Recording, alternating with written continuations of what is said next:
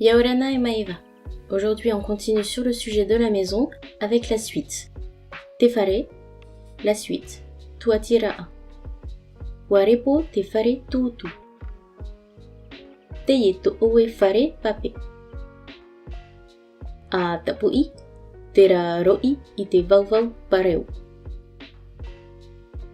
Atu'u te mori I ni'a I te tipera o te piha ta'utu. Wa atu'u tiare I te mereti'e te hapaina I ni'a I te aera'a ma'a.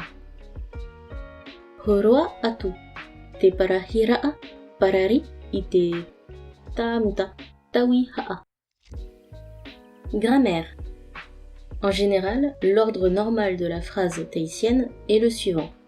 Verbe, sujet, complément direct, complément indirect. Par exemple, te ite nei au ite hoe fetia. Je vois une étoile. Te ite nei au ite hoe fetia.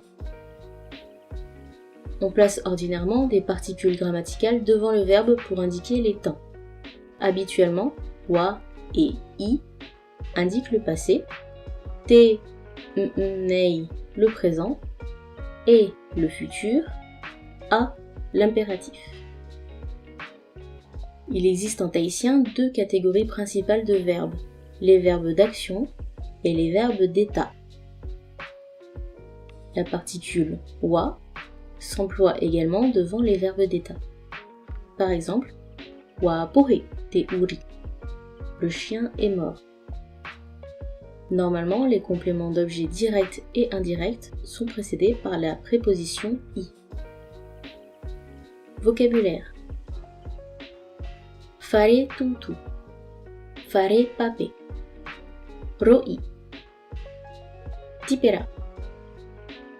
Aera'a ma'a. Parahira'a. Afata ume. Prononciation. Remarquez l'accent glottal entre le O et le I de tapoi et de roi. Indispensable ici pour marquer le coup de glotte et éviter de prononcer oi comme une diphtongue.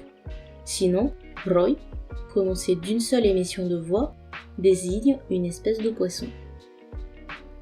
C'est tout pour aujourd'hui et je vous retrouve la semaine prochaine. Nana!